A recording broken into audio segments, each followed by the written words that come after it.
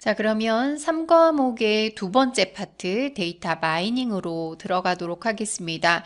우선 데이터 마이닝의 의미부터 생각을 해봐야 되겠는데요. 데이터 마이닝에서 이 마이닝이라는 말은 광산에서 광물을 캐는 것을 마이닝이라고 얘기를 합니다.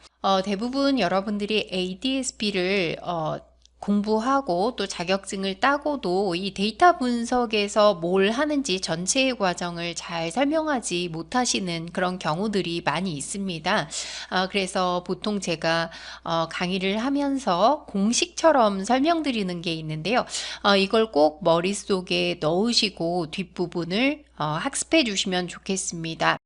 자, 우리가 이 데이터를 가지고 분석을 통해서 무엇을 하느냐, 데이터 분석을 통해서 무엇을 하느냐, 이 전체 과정을 한번 생각을 해보셔야 되겠는데요. 데이터 분석을 통해서 우리는 모델, 즉 모형을 만들게 됩니다. 여러 가지 다양한 방법들을 이용해서 모델을 만들고요. 이 모델을 통해서 우리는 분류나 예측 또는 회귀를 하게 됩니다. 분류 또는 예측, 예측을 다른 말로 또 회귀라고도 얘기를 하는데요. 이거는 잠시 후에 설명을 드리도록 하겠고요. 대부분 데이터 분석을 통해서 무엇을 하느냐라고 하면 이렇게 분류와 예측을 한다. 여기가 끝이라고 생각하시는 분들도 좀 계신 것 같습니다. 그런데 우리의 궁극적인 목적은 그것이 아니라 이 분류와 예측을 통해서 데이터에 유용한 인사이트, 즉 인사이트는 우리 말로 통찰이라고 얘기를 하죠. 인사이트와 가치, 즉 밸류를 발견하게 되고요. 최종적으로 이것을 이용해서 의사결정에 반영을 하는 것입니다. 그래서 데이터 분석의 이 전체 단계를 꼭 머릿속에 넣어두시면 좋겠는데요. 여기에도 정리한 것과 같이 대규모의 데이터에서 유용한 인사이트를 발견하고 분석해서 가치를 창출하고 그 결과를 최종적으로 어떤 의사 결정에 반영하는 과정이다라고 얘기할 수가 있습니다. 그럼 보통 이 데이터 마이닝과 또 머신러닝의 차이점을 질문하시는 분들도 계시는데요. 제 생각에는 이 데이터 마이닝과 머신러닝을 엄격하게 구분할 필요는 없을 것 같습니다. 이 데이터 마이닝이라는 용어는 아주 오래 전부터 통계학이나 경영학에서 주로 사용을 했었습니다. 그런데 이 머신러닝이라는 용어는 주로 컴퓨터 공학 쪽에서 사용하는 그런 용어가 되겠는데요. 두 가지 모두 다 제가 지금 설명드린 이 과정을 거치고 최종적으로 데이터를 활용해서 의사결정을 한다라고 생각을 하시면 됩니다. 그래서 거의 같은 용어로 생각을 하시면 되겠고요. 그래서 뒤쪽에서도 데이터 마이닝과 머신러닝을 좀 혼용해서 사용하기도 합니다. 제가 방금 분류와 예측에 대해서 설명을 드렸는데요. 이 아래쪽에 보시면 데이터 마이닝의 기능이 나오게 됩니다. 그래서 몇 가지로 분류를 했는데요. 여기에서 가장 중요한 부분이 바로 이 부분입니다. 분류와 예측 또는 회귀라는 말을 사용을 했는데요. 이것은 이제 뒤쪽에서 또 지도 학습과 비지도 학습을 설명을 드릴 건데요. 이 부분은 지도 학습에 포함이 되는 내용입니다. 그리고 아래쪽에 있는 내용들은 비지도 학습이다라고 생각을 하시면 되겠는데요. 이 지도 학습이라는 것은 정답, 즉 y 값이 정해져 있는 것을 지도학습이다라고 생각을 해주시면 됩니다. 그래서 분류와 이 예측의 차이는 우선 뒤쪽에서 또 지도학습을 설명을 드려야 되니까 분류와 예측의 차이는 이 y 값의 종류에 따라서 달라진다고 생각하시면 되겠고요. 분류라는 것은 y 값이 주로 범주형인 것, 우리 앞에서 명승구비 공부를 했는데요. 즉 명목형과 순서형에 포함이 되면 y-값이 포함이 되면 분류라고 생각하시면 되겠고요. 예측 또는 회귀라는 것은 주로 연속형인 것, 즉 구비, 구간 척도와 비율 척도가 포함이 되겠죠. 이렇게 y 값에 따라서 달라진다고 생각하시면 됩니다. 그래서 여기에 예를 보시면 분류라는 것은 개와 고양이의 분류가 되겠는데요. 이 개와 고양이는 네 가지 척도 중에 무엇에 포함이 될까요? 이것은 명목 척도죠. 명목 척도에 이 결과가 나오는 것은 분류가 되겠습니다. 그런데 다음 예제를 보시면 주식 가격의 예측이라는 것이 나오게 됩니다. 이 주식 가격의 예측 결과는 어떻게 나오게 될까요? 주식 가격은 숫자로 나오게 되겠죠. 즉, 네 가지의 척도 중에 비율 척도에 포함이 되는데요. 즉, 결과가 범주형이냐 연속형이냐에 따라서 분류와 예측으로 나눠진다고 생각하시면 되겠습니다.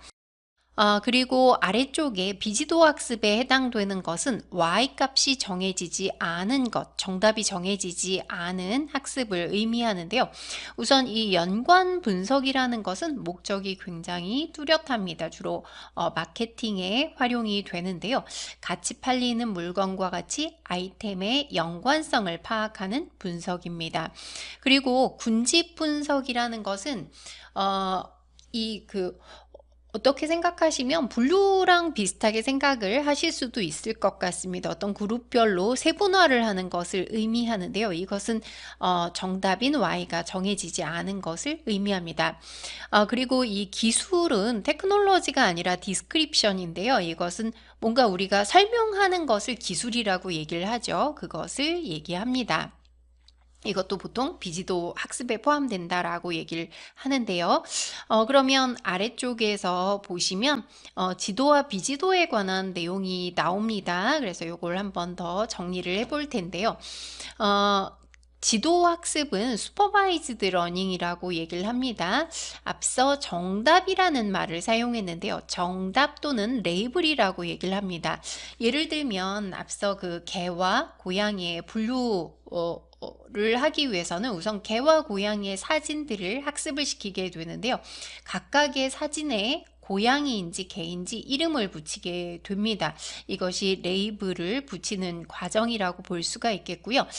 이것을 이용해서 이제 모델링을 하고 또 평가를 하는 과정을 거치게 되는 것입니다. 정답이 정해져 있다는 얘기죠. 그래서 여기에 보시면 주어진 입력 데이터 X에 대해서 적절한 출력 데이터 Y를 찾는 모델을 찾는 것이 목표이다. Y값이 정해져 있다는 것이고요. 여기에는 앞에 설명드린 것처럼 분류와 회귀가 포함이 됩니다. 아래쪽의 비지도 학습은 unsupervised learning인데요. 이것은 레이블이나 정답이 주어지지 않은 데이터를 이용해서 학습을 시키는 건데요. 그러니까 고양이와 개를 군집 분석을 통해서 비지도 학습을 한다고 하더라도 이건 레이블이 붙어 있지 않습니다. 그러면 이제 고양이와 개의 사진들을 레이블링을 하지 않고 넣게 되는데요. 그러면 컴퓨터는 스스로 이것의 어떤 그 사진을 보면서 특징으로 분류를 하게 됩니다. 뭐 귀의 모양, 얼굴의 모양 이런 것들을 이용해서 나누게 되는데요. 이런 것들은 비지도 학습이라고 볼 수 있습니다. 즉 레이블이 붙어 있지 않다고 볼 수가 있겠고요. 이것은 데이터의 구조나 패턴, 그러니까 우리가 알고 있지 못했던 것을 찾아낼 수도 있습니다. 여기에는 대표적으로 연관 분석과 군집 분석이 포함된다고 생각하시면 되겠고요. 예전에는 뭐 주로 거의 대부분 지도 학습을 했었지만 지금은 여러 가지 데이터의 문제들이 복잡하고 우리가 답을 알지 못하는 경우들도 많기 때문에 비지도 학습의 양들이 굉장히 많이 늘어나고 있습니다. 아래쪽에 보시면 지도 학습과 비지도 학습의 알고리즘들을 분류해 놓은 것이 나오는데요. 이걸 미리 좀 기억을 하고 계시면 뒤에 학습이 조금 편리하실 수도 있을 것 같습니다. 앞서 설명드린 대로 지도 학습은 크게 분류와 회귀로 나눌 수가 있는데요. 우리가 뒤에 이제 여러 가지 알고리즘들을 공부해야 되는데 어떤 것은 분류만 되고 어떤 것은 회귀만 되고 또 어떤 것들은 분류와 회귀가 모두 다 되는 경우들이 있습니다. 그래서 여기에 분류만 되는 것, 그리고 회귀만 되는 것, 그리고 분류와 회귀가 모두 다 되는 것 이렇게 좀 구분을 하실 수 있으면 좋겠고요. 그 다음 비지도 학습의 대표적인 방식은 군집 분석과 연관 분석이라고 했는데요. 군집 분석도 굉장히 많은 종류들이 있습니다. 그래서 군집 분석 안에는 어떤 종류들이 있는지, 또 여기 나와 있는 것은 연관 분석의 알고리즘들이 되겠는데요. 이런 것들을 지금 하나하나 다 외우시기는 어렵지만 전체적인 구조를 좀 머릿속에 넣고 공부를 하시면 조금 쉽게 이해를 하실 수가 있을 것 같습니다. 다음은 앙상블 모형에 대해서 살펴보도록 하겠습니다. 이 앙상블 모형도 굉장히 많이 출제가 되는 그런 부분이 되겠는데요. 여러분들은 앙상블이라는 말을 많이 들어보셨을 것 같습니다. 여러 분야에서 사용하지만 또 음악에서 여러 연주자들이 조화를 이루어서 연주하는 것을 우리가 앙상블이라고 얘기를 하죠. 그래서 이 앙상블이라는 말은 여기에서도 동일한 의미로 생각하시면 될 것 같은데요. 여러 개의 모형들을 좀 종합해서 정확도를 높이는 방법이 앙상블 모형이 되겠습니다. 이 앙상블 모형은 하나의 모델만 사용하는 것보다 훨씬 더 좋은 성능을 보이게 되겠고요. 복잡하고 노이즈가 많은 데이터에서 과대적합의 위험을 줄이는데도 효과적으로 사용되는 방법입니다. 앙상블 기법의 종류에는 배깅, 부스팅, 랜덤 포레스트, 그리고 스태킹 등이 있는데요. 앞에 있는 배깅, 부스팅, 랜덤 포레스트 이 부분이 굉장히 많이 출제가 된 부분입니다. 그래서 이 부분이 중요하고요. 그런데 이 배깅, 부스팅, 랜덤 포레스트는 대부분 한 가지 종류의 모델을 사용합니다. 예를 들면 의사결정 나무를 여러 개 조합해서 모델을 만들거나 하는 방법을 많이 사용하는데요. 여기에 스태킹이라는 것은 여러 가지 종류의 모델들을 조합한다고 생각하시면 되겠습니다. 예를 들면 의사결정 나무와 로지스틱 회귀 분석을 결합한다든지 이렇게 다양한 종류의 모델을 결합하는 방식이 스태킹이라고 생각하시면 되겠습니다. 이 앙상블 모형에서는 특히 배깅, 부스팅, 랜덤 포레스트의 차이가 어떤 부분에서 차이가 있는지를 좀 잘 알아두실 필요가 있습니다. 그럼 배깅부터 좀 간단히 살펴보도록 하겠습니다. 배깅이라는 것은 부스트랩 애그리게이팅의 약어입니다. 여기에서 가장 핵심이 되는 용어는 부스트랩이라고 생각하시면 되겠습니다. 이 부스트랩이라는 용어가 여기선 아주 중요한데요. 부스트랩이라는 것은 원 데이터 집합으로부터 크기가 같은 표본, 즉 부스트랩을 여러 번 단순 임의 복원 추출한다라고 했습니다. 복원 추출이라는 말도 굉장히 중요한데요. 그러니까 예를 들자면 1000개의 데이터가 있다고 생각을 한번 해보겠습니다. 1000개의 데이터를 가지고 크기가 같은 표본이니까 100개씩 이렇게 추출을 하는 거죠. 100개씩 10개를 추출했다고 한번 생각을 해보도록 하겠습니다. 그런데 여기에서 이 100개라는 것은 단순임의 복원 추출이라는 게 굉장히 중요합니다. 복원이라는 것은 뽑은 것을 또 뽑을 수가 있다는 것입니다. 그래서 여기에 보시면 반복 추출 방법을 사용한다. 복원 추출을 하기 때문에 같은 데이터가 한 표본에 여러 번 추출될 수도 있고 어떤 데이터는 추출이 되지 않을 수도 있다는 것입니다. 그래서 여기에서 중요한 것은 이 복원 추출을 하는 것이기 때문에 사실은 이것을 순차적으로 뽑을 필요가 없습니다. 이 표본을 뽑을 때 동시에 뽑을 수도 있겠죠. 그래서 뽑은 게 또 뽑힐 수도 있다라는 특징을 가지는 것입니다. 그러면 이렇게 그 뽑은 표본을 가지고 모델을 만드는 거죠. 예를 들면 트리를 하나 만듭니다. 트리 1을 만들고 두 번째 걸 가지고 또 트리 2를 만들고 이런 식으로 트리를 그럼 10개를 만들 수가 있겠죠. 그 10개의 결과를 종합해서 최종 결과를 선정하는 것입니다. 이렇게 최종 결과를 선정할 때 보팅이라는 방식을 사용하는데요. 보팅을 이용해서 최종 결과를 선정합니다. 근데 보팅은 여기에 보시면 하드 보팅이라는 게 있고 소프트 보팅이라는 것이 있는데요. 하드 보팅이라는 것은 쉽게 생각하면 다수결이라고 생각하시면 됩니다. 예를 들어서 여기에 이제 결과가 나왔는데 10개의 트리에서 어떤 아이리스 데이터를 넣었다고 생각을 한번 해볼 때, 네 가지 데이터를 넣었습니다. 뭐 꽃잎의 길이와 너비, 꽃받침 길이 너비 이걸 넣었을 때 뭐 8개의 모델은 이것을 세토사라고 판정을 했는데 2개는 벌시칼라라고 판정을 했다. 이렇게 되면 다수 결에 의해서 세토사로 판정을 하는 것이죠. 이런 게 바로 하드 보팅이 되겠고요. 소프트 보팅이라는 것은 숫자로 나왔을 때는 다수결로 하기가 어렵기 때문에 평균을 구하게 되는 것입니다. 그래서 평균 결과를 내는 것을 소프트 보팅이다. 즉 연속형 자료에 사용을 하겠죠. 그리고 배깅의 경우에는 가지치기를 하지 않고 이 가지치기 앞부분에 보시면 과적합을 방지하기 위해서 가지치기를 한다고 했는데요. 가지치기를 하지 않고 최대로 성장한 의사결정 나무를 활용하게 됩니다. 그럼 다음에는 부스팅이 있는데요. 이 부스팅의 경우에는 여러 개의 약한 학습기라는 것은 앞에 배깅도 역시 마찬가지가 되겠는데요. 전체적으로 모든 데이터를 학습시키는 게 아니라 몇 개씩 추출을 해서 학습을 시키기 때문에 약한 학습기라는 말을 사용하게 되겠고요. 여기에서 중요한 것은 순차적으로 학습을 시킨다는 것입니다. 그래서 강한 학습기 하나를 만드는 것인데요. 어떻게 뽑냐면 분류가 잘못된 데이터, 즉 오분류 데이터에 더 큰 가중치를 두어서 표본을 추출하는 그런 방법이 되겠습니다. 이건 마치 오답노트 같은 거라고 생각을 하시면 되겠는데요. 여러분들도 아마 공부 잘 하시는 분들은 시험 보고 틀린 것을 정리하는 오답노트를 만드실 텐데요. 부스팅이 바로 그런 방법이라고 생각을 하시면 됩니다.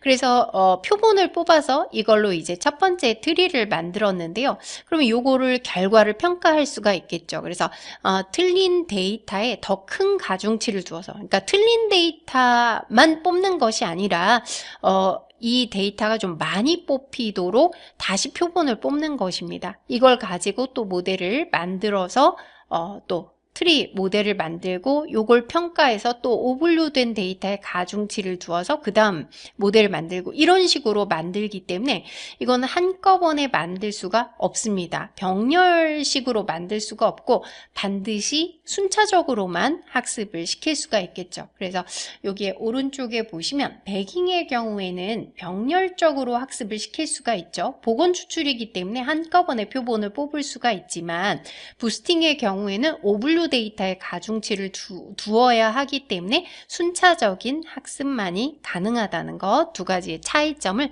꼭 아셔야 되겠습니다.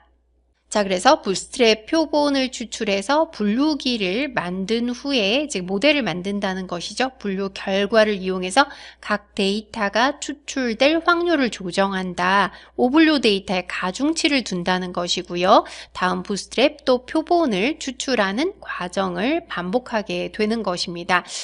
배깅에 비해서 많은 예측 오차가 향상이 되어서 성능이 배깅보다 뛰어난 경우가 많습니다. 실제로 모델을 만들어 보면 부스팅의 경우가 더 결과가 좋은 것들이 많습니다. 그리고 부스팅의 종류들, 알고리즘 종류들 여러 가지 있다는 거, 요 이름들도 알아두시면 좋겠습니다. 그 다음에 랜덤 포레스트가 나오는데요. 랜덤 포레스트라는 것은 랜덤, 무작위, 임의 이런 뜻을 가지고 있고요. 포레스트라는 것은 숲을 의미합니다. 숲이라는 것은 트리가 여러 개 모여져서 만들어지는 것이죠. 그래서 사실은 이 랜덤 포레스트는 배깅의 일종으로 볼 수가 있는데요. 여기에서 중요한 것은 배깅과 부스팅보다 더 많은 무작위성을 두어서 약한 학습기를 생성한 후에 선형결합해서 최종 학습기를 만든다라고 했는데요. 더 많은 무작위성이라는 말이 여기에서 굉장히 중요한 것입니다. 어떻게 무작위성을 두냐면 이것은 앞에 배깅과 부스팅은 예를 들면 전체 1000개의 데이터 중에서 100개를 뽑는다라는 것은 행을 추출하는 것을 의미합니다. 그런데 랜덤 포레스트의 경우에는 전체 변수 중에 일부만 랜덤하게 선택한다 그랬죠. 변수도 선택하는 무작위성을 더 주는 것입니다. 예를 들면 아이리스 데이터를 가지고 예를 들어보면 꽃잎 길이 꽃잎 너비, 꽃받침 길이, 꽃받침 너비 이렇게 4개의 변수가 있는데요. 이 4개의 변수를 모두 사용하는 게 아니라 뭐 이렇게 조합해서 모델을 만들어 보고 또 이렇게 조합해서 모델을 만들어 보고 전체 변수 중에 일부를 랜덤하게 뽑게 됩니다. 이렇게 되면 무작위성이 더 증가하게 되겠고요. 모델이 서로 많이 다르니까 다양성이 증가되면서 과적합을 방지할 수 있는 방법이다라고 이해를 할 수가 있겠습니다. 자, 그래서 이 부분에서는 이 3가지 배깅과 부스팅, 랜덤 포레스트의 차이를 잘 아셔야 되겠고요. 그 다음에 스태킹은 앞서 설명 좀 간단히 드렸는데 스태킹은 뭐 깊이 있는 문제를 묻는 것이 아직 출제된 바는 없습니다. 뭐 정의 정도만 아시면 되겠는데요. 이것은 여러 모델, 종류가 다양한 모델들을 결합하게 되겠고요. 그렇게 해서 만드는 것을 메타데이터 셋이라고 얘기를 합니다. 이걸 이용해서 메타 모델을 만드는 그런 방식이 되겠고요. 배깅이나 부스팅과는 달리 서로 다른 타입의 모델을 사용한다. 그래서 예측 결과를 결합해서 최종 예측을 수행하는 방식이 바로 스태킹이다 라고 이해를 하시면 되겠습니다. 다음은 의사결정나무에 관련된 내용인데요. 이 의사결정나무에서는 분류 기준에 대한 문제가 가장 많이 출제되는 파트인 것 같습니다. 앞에서 교재에서 보셨다시피 의사결정나무는 분류도 가능하고 회귀도 가능합니다.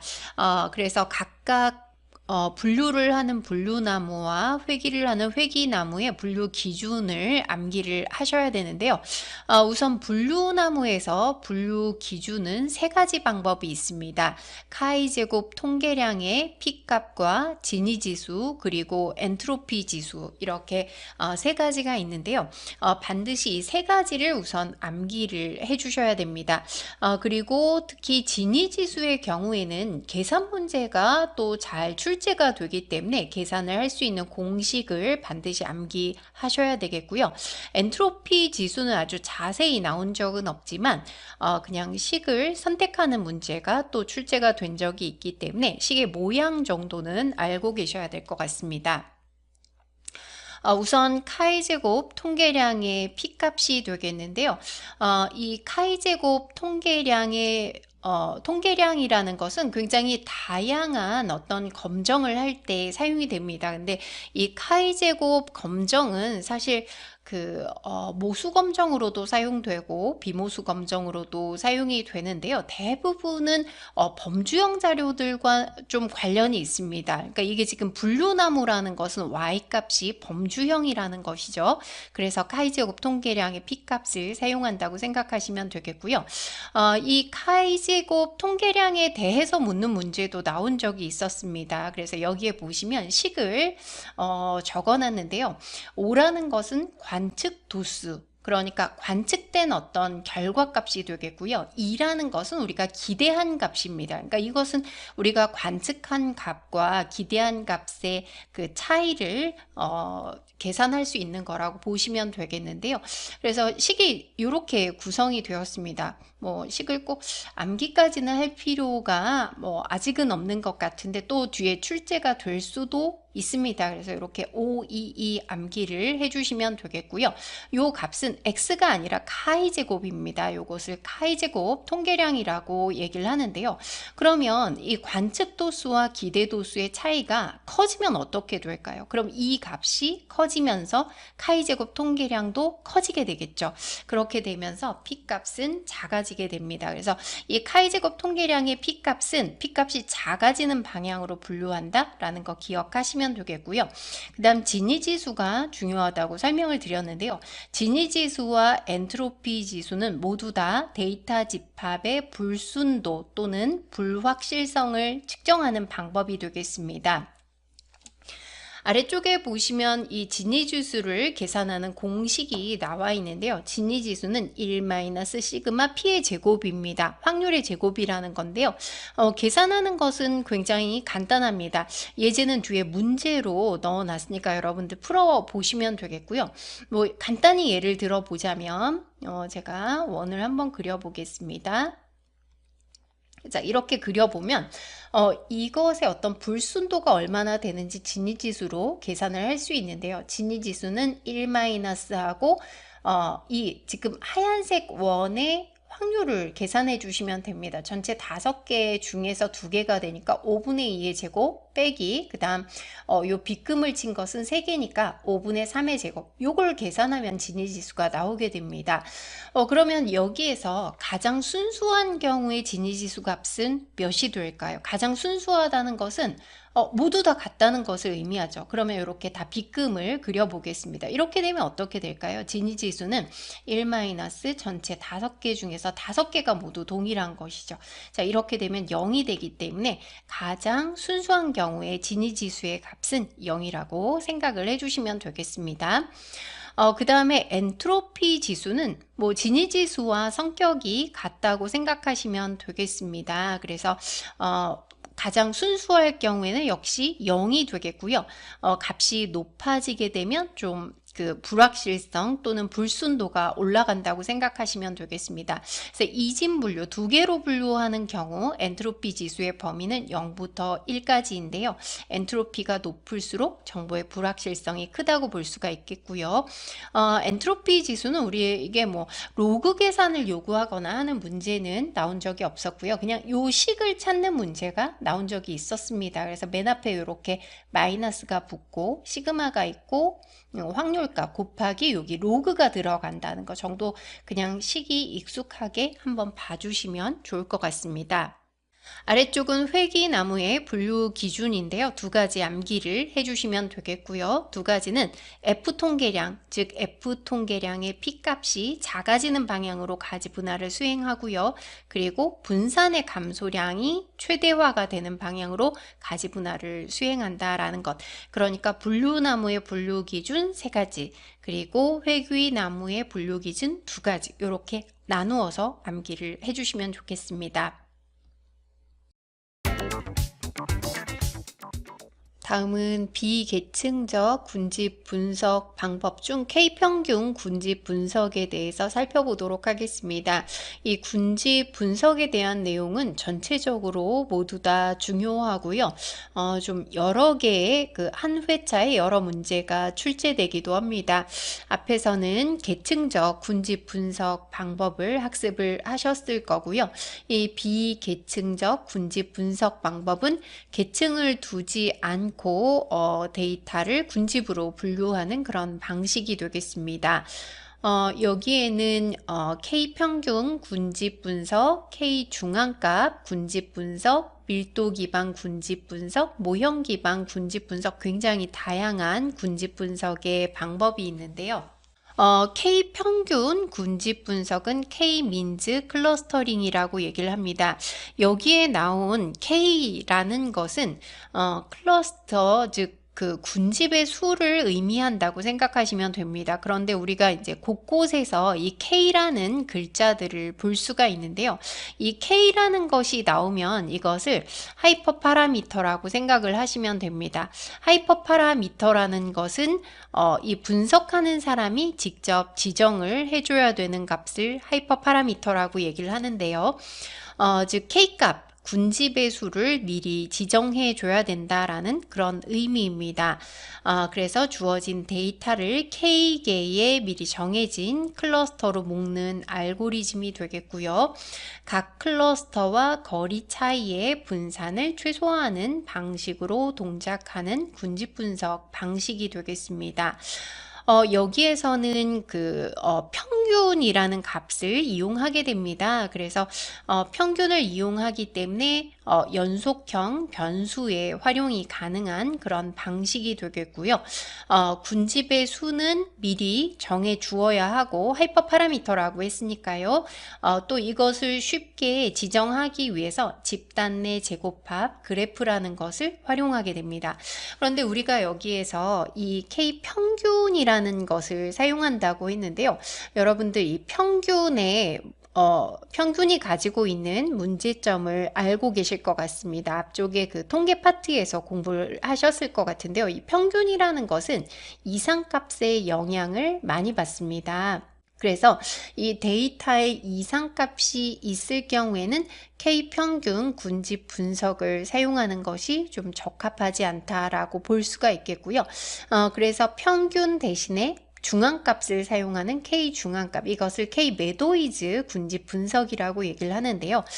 매도이즈 방식을 사용한다고 볼 수 있습니다. 그래서 사실은 이 K평균 군집 분석은 이름 안에 여러 가지 특징들이 모두 보인다고 생각하시면 되겠습니다. K라는 하이퍼 파라미터, 즉 군집의 수를 미리 지정을 해줘야 되고 이상값이 존재하는 경우에는 좀 적합하지 않은 방식이다라는 것을 알 수가 있습니다.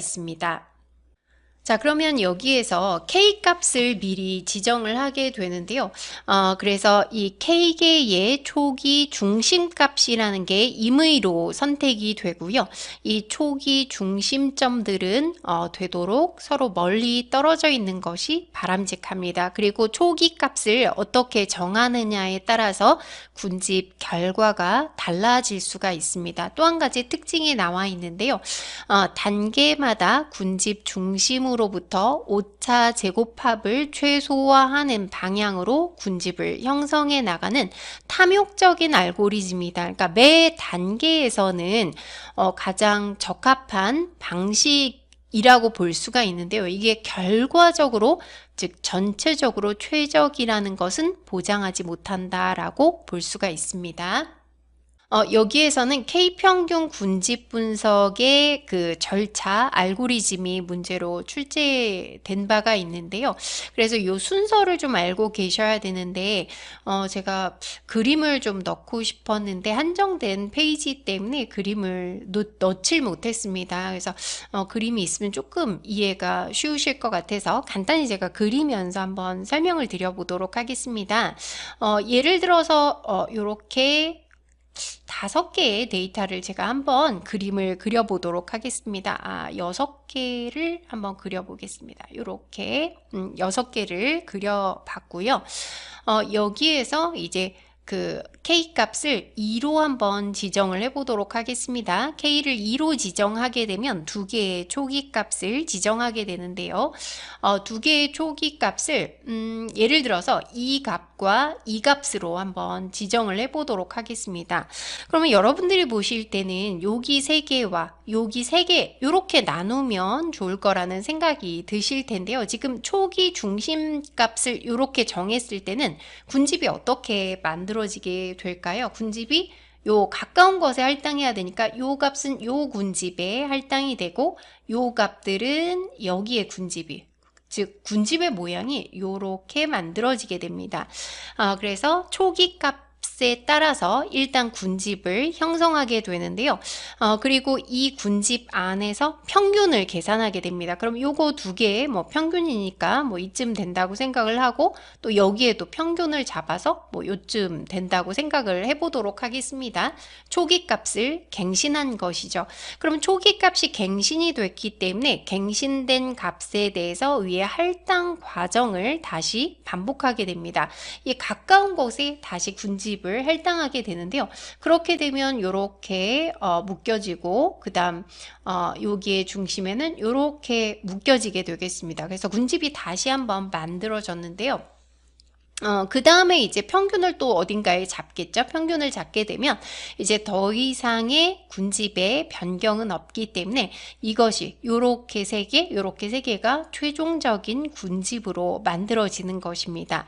그래서 이 군집의 절차를 이해하셔야 되겠고요. 뭐 요렇게 보시면 의외로 그렇게 내용이 어려운 부분은 아니라고 볼 수 있습니다. 그리고 K 평균 군집 분석의 특징도 굉장히 굉장히 중요한데요. 일단 장점은 알고리즘이 지금 이해하시기에 어렵지 않으셨죠. 그래서 알고리즘이 단순하고 빠르게 수행될 수 있고 계층적 군집보다 많은 양의 자료를 다룰 수가 있습니다. 그런데 이 부분에서는 단점이 아주 중요하다고 볼 수가 있는데요. 잡음이나 이상값의 영향을 많이 받는다는 것. 앞서 설명드렸죠. 평균이라는 값 자체가 잡음이나 이상값의 영향을 많이 받기 때문입니다. 그리고 두 번째 특징도 중요한데요.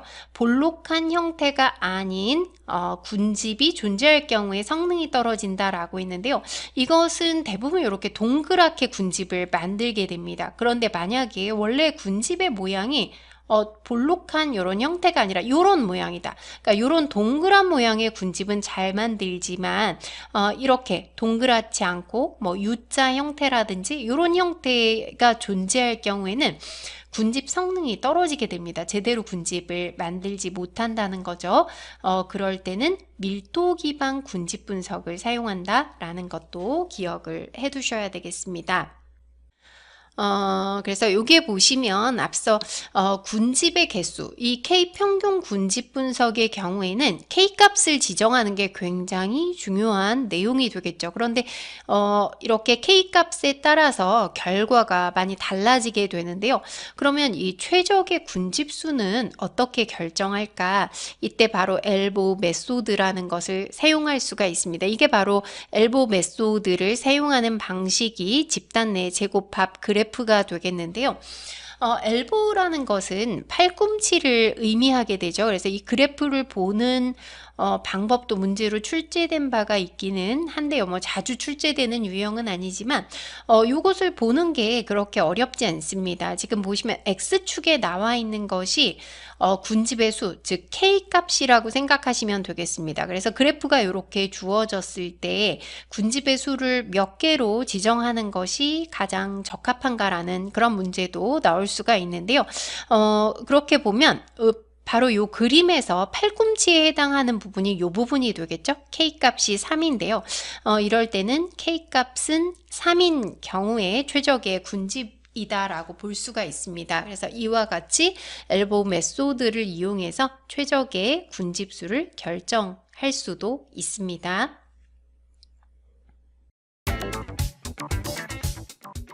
자, 그러면 분석 모형의 평가 중에서 오블류표에 대해서 살펴보도록 하겠습니다. 우리가 모델을 만들면 마지막에 이 평가하는 단계가 굉장히 중요한데요. 분류 모형을 평가하는 방법, 뭐 거의 매회 빠지지 않고 출제가 되었던 그런 내용이 되겠고요. 회귀 모형에 대한 평가 방법들도 출제가 조금씩 늘어나는 그런 부분이 되겠습니다. 이 분류 모형의 평가 방법은 여러 가지가 있습니다. 오분류표, 컴퓨전 매트릭스와 ROC 그래프, 이익도표, 향상도 곡선 등이 있는데요. 특히 여기에서 오분류표와 ROC 그래프는 굉장히 중요하다고 볼 수 있습니다. 이 오분류표는 컨퓨전 매트릭스 그대로 해석을 하면 혼동 행렬이라고 해석을 하기도 합니다. 보통 빅분기에서는 혼동 행렬이라는 말을 좀 더 사용을 하게 되는데요. 이것은 목표 변수의 실제 범주와 모형에 의해서 예측된 분류 범주 사이의 관계를 나타내는 표입니다. 그러니까 실제 값과 예측 값의 어떤 이것이 일치하는지 아니면 그렇지 않은지를 나타내는 표라고 볼 수가 있습니다. 아래쪽의 표를 한번 봐주시면 되겠고요. 여기에 보시면 실제 값이 두 가지로 나누어집니다. true와 false인 경우가 있고 예측 값도 true와 false가 있습니다. 자, 그럼 이 경우에는 어떤 것이 정답이 될까요? 즉 정확하게 맞춘 것은 실제가 true인데 true인 경우, 이 경우와 실제가 false인데 false로 예측한 이 경우가 되겠죠.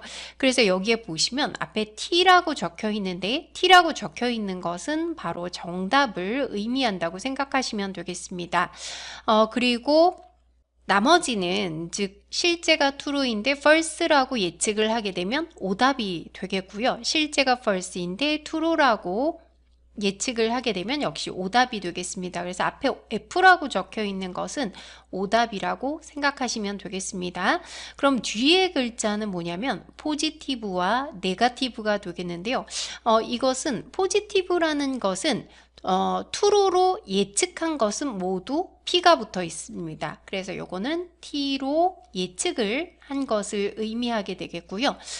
그 다음에 네거티브라는 것은 F로 예측한 것, false로 예측한 것을 네거티브라고 얘기를 합니다. 그래서 이 표를 이제 읽으실 수 있어야 되는데요.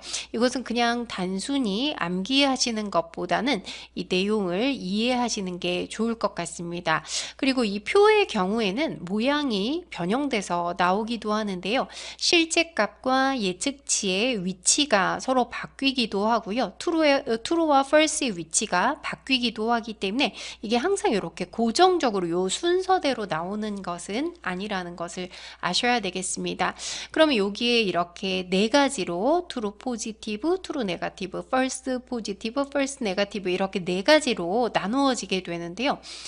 true positive라는 것은 일단 true 맞췄다는 것이죠. 근데 positive입니다. 그러면 예측을 true로 했는데 맞췄으니까 실제 값과 예측 값이 모두 true인 빈도를 의미합니다. 다음 true negative는 뒤에 거 먼저 보시면 좋겠죠. negative니까 예측 값이 false라는 것입니다. 그런데 true 맞췄다는 것이니까 실제 값과 예측 값이 모두 false인 것을 의미하게 됩니다. 다음 false positive는 positive니까 예측을 true로 했다는 것이죠. 그런데 false라고 했으니까 이거는 이제 오답이 되겠습니다. 그래서 실제는 false인데 true로 예측을 한 빈도가 되겠고요.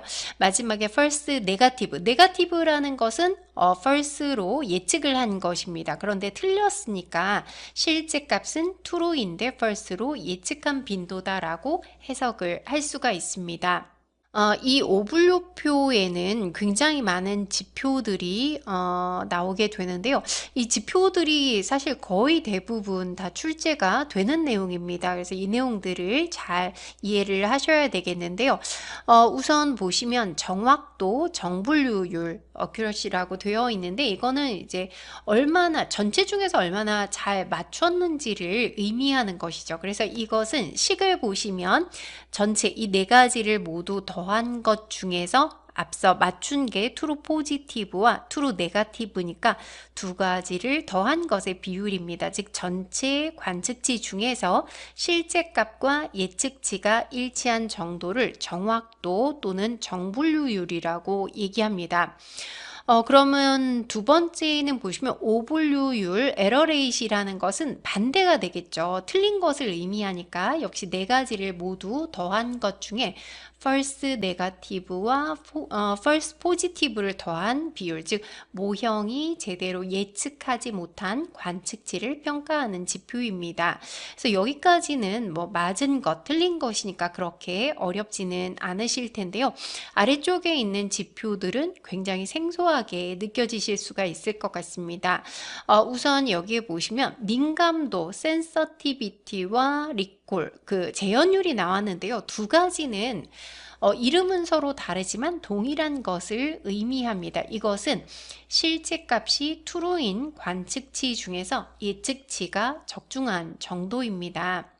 그럼 여기에 보시면 실제 값이 true인 것은 요거죠. true positive와 false negative 요거를 더한 것 중에 맞춘 거니까 요 true positive의 비율이 되겠습니다. 이것을 민감도 또는 재현율이라고 얘기합니다. 다음에 특이도라는 것은 실제가 false인 관측치 중에서 예측치가 적중한 정도입니다. 그러니까 실제가 false인 것. 그러면 요게 되겠죠. false positive와 true negative 요 두 가지를 더한 것 중에 맞춘 거니까 true negative의 비율이 바로 특이도가 되겠습니다.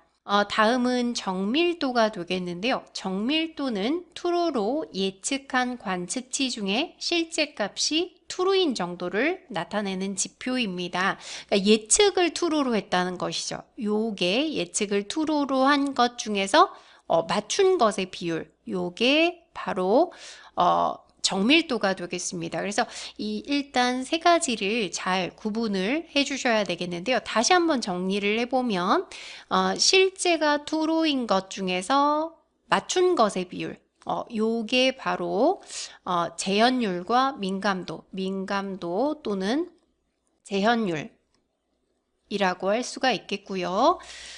그 다음에 실제가 false인데 맞춘 것의 비율, 요 부분이 되겠죠. 요것 중에 맞춘 것의 비율, 요것의 경우에는 특이도라고 볼 수가 있습니다. 그 다음에 정밀도가 있었죠. 정밀도는 true로 예측한 것 중에 맞춘 것, 요게 바로 정밀도가 되겠습니다. 그래서 일단 이 세 가지를 정확하게 구분을 하실 수가 있어야 되겠습니다. 그 다음에도 또 지표가 있는데요. F1 지표라는 것이 있습니다.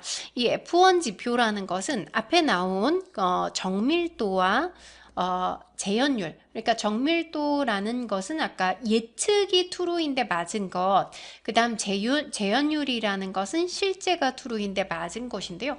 둘 다 어쨌든 맞은 거니까 높을수록 좋겠죠. 그런데 이 두 가지는 트레이드 오프 관계입니다. 한 가지를 높이려면 한 가지가 조금 낮아지는 것인데요. 옆에 보시면 전문가의 조언으로 제가 뜻을 좀 설명을 했으니까 읽어보시면 되겠고요. 이 두 가지는 트레이드 오프 관계입니다. 그래서 여기에 적절한 균형을 찾기 위해서 조합 평균으로 보정을 하게 되는데요. 이것을 F1 지표라고 얘기합니다. 2 곱하기 정밀도 곱하기 재현율 나누기 정밀도와 재현율을 더한 값으로 나눠주는 것, 요게 F1 지표식이 되겠는데요. F1 지표를 계산하는 것도 많이 출제가 되었었기 때문에 반드시 이 식을 암기하실 필요가 있겠습니다. 그런데 아래쪽에 보시면 F 베타 지표라는 것도 출제가 된 바가 있는데요. 이건 물론 이렇게 식을 암기하는 문제가 나왔었던 것은 아니고 이 식을 주고 이 F 베타 지표에 대해서 물어보는 그런 문제가 나온 적이 있는데요. 이것은 F 베타 지표는 지금 F1 지표라는 것은 정밀도와 재현율의 가중치를 똑같이 두는 것입니다. 그래서 그렇게 조합 평균을 구하는 것인데요. F 베타 지표는 여기에 그 리콜에 대한 중요도를 조정하게 됩니다. 그래서 베타가 1보다 클 경우 예를 들면 F2 지표가 있을 수가 있습니다. 베타 값이 1보다 큰 2일 경우에는 리콜, 즉 재현율을 좀 더 중요하게 계산을 하는 것이고요. 베타가 1보다 작을 경우 F0.5 이런 지표도 있을 수가 있는데요. 이것은 정밀도, 프리시전이 더 중요한 경우가 되겠습니다. 그리고 베타 값은 무조건 0 이상의 값을 가지게 됩니다. 그 다음 카파 지표는 뜻 정도를 알아두시면 되겠는데요. 두 평가자의 평가가 얼마나 일치하는지를 평가하는 값으로 0에서 1까지의 값을 가지게 됩니다. 자, 그러면 여기까지 오분류표에 대한 설명 마치도록 하겠습니다.